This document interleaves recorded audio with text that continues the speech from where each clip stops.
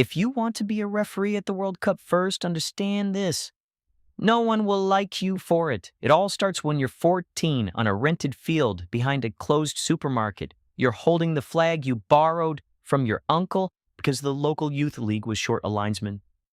You raised your hand without fully understanding what you were signing up for, and for the next 2 years, every Saturday morning, you officiated games for kids that no one except their own parents cared about. No one cared about these games except the kids' own parents. You were yelled at by adults who'd forgotten they were watching 8 and 9-year-olds run around the field. You gained almost nothing from it because the evaluator standing in the distance with a notebook was the only person in the world who could move you up to the next level.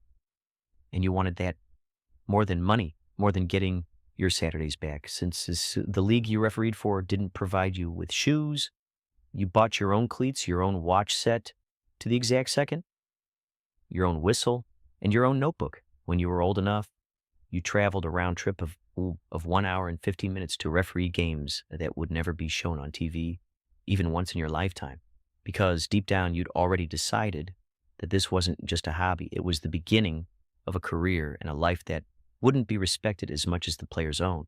You failed your first serious fitness test at 17, repeated 40-meter sprints under 6.5 seconds each with barely enough rest to catch your breath, your legs giving out 2 reps before the end, and you sat in your car afterward and cried the kind of tears you only cry when you discover that wanting something badly is not the same as being ready for it.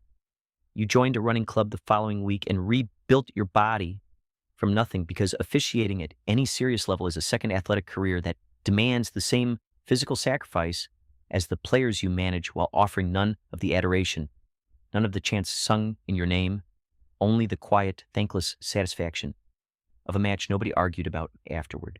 You took your first steps into regional soccer leagues when you were just 19, then moved on to your country's semi-professional leagues in your early 20s, and it was there that you learned the whistle in your hand meant absolutely nothing.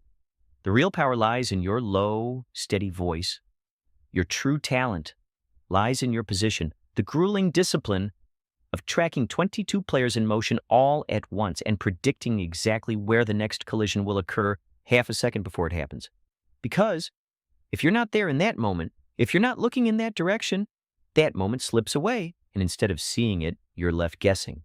At the age of 23, you made your first serious public blunder, a scandalous penalty call, a 1/4 of a second misjudgment that, within 4 days, spread to hundreds of thousands of people abroad who had never refereed a match in their lives, but were absolutely certain you were corrupt. Eventually, you learned your correct calls are never discussed. Only the most shameful moments of your worst calls are replayed over and over again, forever. But you didn't give up. In your late 20s, you reached your country's top-tier league, and the nature of the pressure changed because now the players you faced were famous, wealthy, and surrounded by cameras. Every decision you made was later scrutinized by commentators who were paid to analyze their split-second decisions in slow motion and comment on them loudly. You learned to control a stadium filled with 40,000 angry people simply through your composure and the calm, unflappable demeanor you displayed when handing out a card. Because even the slightest visible sign of fear, even if it lasted just half a second, would invite every player on the field to test you for the remaining 90 minutes. Your personal life was being strained by phone calls from foreigners who'd lost money on trips and late-night bets. You learned to stop reading their messages, not because you were too weak to handle criticism, but because you'd learned to distinguish between criticism worth listening to and noise intended solely to hurt. At the age of 31, you took the international referee exam, a very difficult and detailed test on the rules of soccer, rules that most lifelong fans had never even read a fraction of. You had to constantly relearn these rules, which are revised almost every year, because a referee who stops studying is a referee who begins to fall behind. You passed the exam, and your first international assignment was a friendly match that almost no one outside of those 2 countries was watching. As you stepped onto the field, you were more nervous than you'd ever been in any national championship game, because for the first time, you were representing not just yourself, but an entire governing body that relied on your decisions. You spent the following years battling it out in continental qualifying matches and youth tournaments, match by match. You built your reputation under the watchful eyes of the scouts who evaluated you after every game. A special score tied to your name silently determined whether you would be entrusted with greater responsibilities.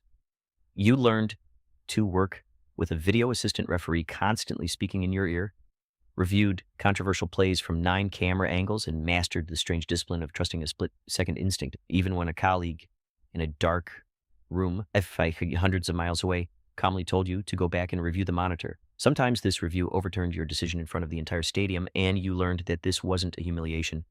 It was simply part of the job.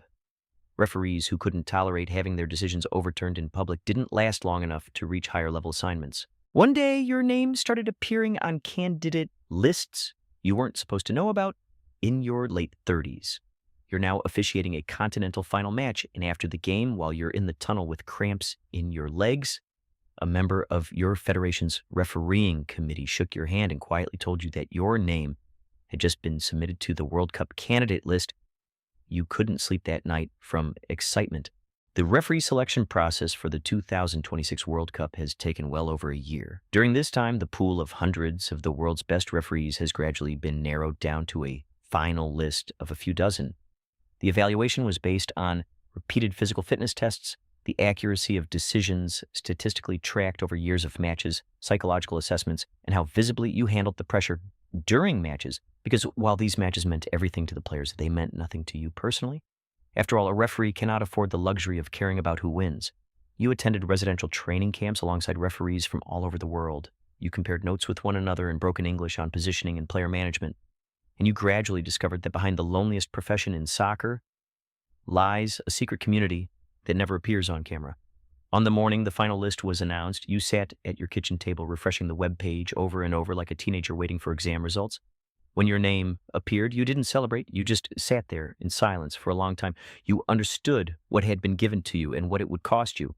You flew out for final preparation camps, fitness testing, stricter than anything before, tactical briefings on every qualified nation's tendencies, and you walked out for your first fixture behind a line of bald children, an anthem playing to a crowd already on its feet, 16 host cities across 3 countries, hosting a tournament larger than any before it. And in the tunnel just before kickoff, you caught your own reflection in a broadcast camera and did not, for half a second, recognize the person looking back. The night before your first group stage match, you could not eat, so you walked the empty stadium alone in the afternoon, memorizing the sight lines and the distance to the pitch side monitor, because familiarity is the only defense against the panic that arrives when 80,000 empty seats are about to fill completely. The match itself dissolved into a blur of narrowed focus, every decision made and immediately released because there is no time to dwell. And afterward, alone in the referee's locker room, you sat in your kit for nearly 20 minutes before you could shower, disoriented by the realization that the match you had spent your adult life preparing for had already become the past tense. You got through that, your scores were high, and you were assigned a second match, then a third. The pressure mounted with each round because while a mistake in the group stage would cost a team points, a mistake in a knockout match could end an entire nation's summer in front of 1 billion people. You refereed a round of 16 match that went into extra time. Your calves began to cramp so severely that the 4th official quietly asked if you needed medical attention, and you said no, because stopping was never a real option. As the 105th minute approached with both teams' benches screaming for a penalty that was never called, you had no choice but to trust your judgment. As you signaled for play to continue, the roar from the stands instantly made it clear to you. Half the stadium believed you just made the right call, while the other half believed you just unfairly decided the fate of their country's tournament. You carried that judgment on your shoulders for the remainder of the match and long after it had ended. You were not chosen to officiate the final. Almost no one ever is. You had understood from the beginning that simply reaching the knockout rounds placed you among the finest officials working anywhere that summer, even though your own tournament ended in the quarterfinals on a marginal offside decision that split opinion for days, commentators arguing over centimeters on a broadcast graphic while you sat alone in a hotel room reading none of it, because 2 decades in this profession had already taught you exactly how much of that noise deserved a place inside your head, which was none of it at all. In the days after your elimination, you watched the remaining matches like any fan, except your eyes tracked the officials instead of the ball. an old habit that never once switched off, and you felt watching a colleague walk out for the final, a complicated mixture of pure professional joy and a small private ache. You tried honestly not to indulge because you understood exactly how many years of grading and quiet sacrifice had to align for one person to stand on that pitch for that specific match. You flew home into a strange kind of anonymity, recognized occasionally by football obsessives in airport terminals, but otherwise invisible to almost everyone else, having just worked at the biggest tournament on the planet without your name ever once becoming a headline for the reasons you would have wanted, because that, in the end, is the actual definition of success in this profession, a tournament nobody particularly remembers you from. You thought on the flight home about the 14-year-old holding a borrowed flag behind a shuttered supermarket who had no idea what he was agreeing to, no idea about the failed fitness tests, the stranger screaming into his phone at midnight for a decade and a half, the total invisibility of a profession where being unnoticed is the highest compliment anyone in it can ever receive. And you understood, finally, that if you wish to be a referee at the World Cup, you have to be willing to accumulate 2 decades of near total invisibility on the promise of a handful of minutes nobody may even remember correctly afterward. Willing to let a single mistimed penalty define you to strangers, while 1,000 correct calls define you to no one, in exchange for the private, unspoken knowledge that when it mattered most in front of the largest audience your sport will ever assemble, you were trusted, and you held that trust without flinching. And somewhere right now in a small town nobody outside it has ever heard of, another child is standing on a wet touchline holding a borrowed flag, getting shouted at by a parent who has forgotten what the game was ever supposed to be for, with absolutely no understanding of what that whistle is eventually going to demand of them, or what it might one day feel like to finally deserve it.